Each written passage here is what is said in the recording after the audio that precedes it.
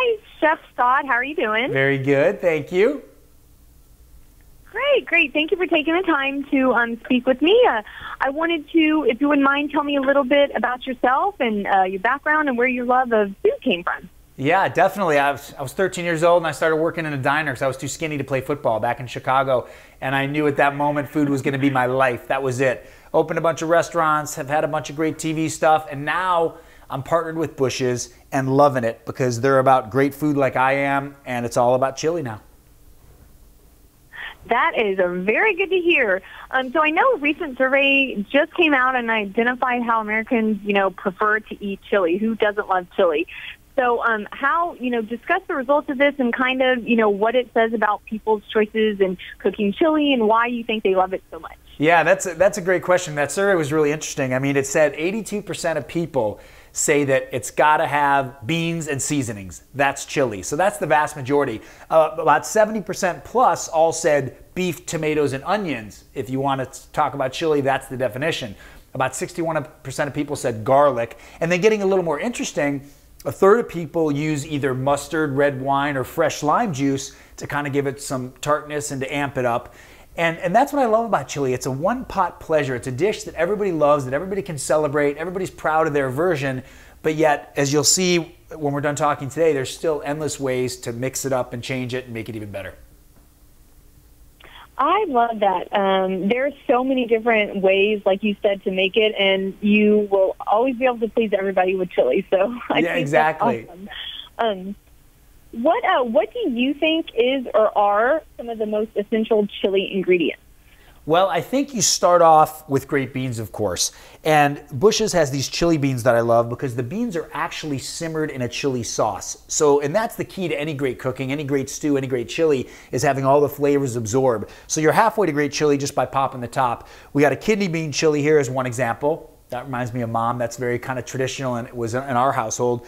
There's a white chili chicken, which gets a unique texture from two things: a cream of chicken soup base, as well as taking part of the beans, smashing them, and mixing them back into the chili for a natural thickener. And then the black bean version, we call it vegetarian, but I'm telling you, it's so hearty you don't even feel like you're missing the meat because of the kidney beans, and then you got the sweet corn in there. So these are kind of like, okay, that's chili 101 amped up. Now what can we do next? And I always think about it as you can work from inside the pot or from outside the pot. Oh, okay. That is a great advice. Now, I know there's a lot of people are probably thinking, oh, I need all these fancy, cooking supplies and machines to make chili. But, what is your advice to somebody who thinks that they need these, fancy machines or supplies to make chili? Yeah, no, I think what you have probably already in your pantry or refrigerator would be enough. But to make sure, let's hit the pantry checklist. What you want to have is a nice selection of beans. You want white beans, you want chickpeas, you want black beans, pinto beans, kidney beans. So each bean has a different color and a different texture and a different flavor. And by mixing and matching, you'll get endless variations of great chili. Then you want to think about the broth. What's the liquid that these beans and your meat are going to be simmering in? I like to have a good chicken stock or bouillon broth, whatever you want to call it, veggie, and then a beef one. So you've got flexibility there. Then let's get a good tomato flavor, because sometimes just a little bit of tomato is the thing that brings it all together, gives it a great color.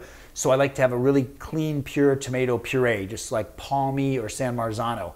And then spice it up. Have some spices on hand and don't forget to use them. A lot of times I say to people, do you have paprika at your house? They're like, yeah. I'm like, has it been there since you moved in? They're like, yeah. It sits in the drawer in the cabinet. Yeah, that's me. Yeah, right, exactly. See? So grab those spices, bring them to the front of your cabinet, organize them maybe by, country, by flavor profile. Like if you're going to cook Mexican, have some cumin and coriander together. If you're going to cook Spanish, have some smoked paprika and dried thyme next to each other. Some curry, some Indian flavors like turmeric and more cumin. So if you have all those things, then it's really simple. And remember, like with the toppings, it's not that you're going and looking for exotic ingredients, you're just applying a different technique to the same ingredients. So instead of having just regular raw chopped bell pepper, let's throw this over the open flame and char it. If you burned it, you followed the recipe perfectly. Just char it, wrap it in a little foil, let it steam, wipe off the char, and then the flesh will be nice and dark and sweet and flavorful. People can add a scoop of that on top. Instead of shredded Jack and cheddar, let's use a little Manchego cheese maybe. With sour cream, which is a classic, right? You have to have sour cream with chili, right?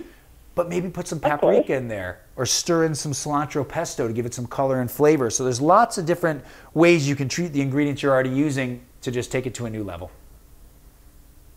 Those are some great, simple and easy tips for everybody. So that is a great idea.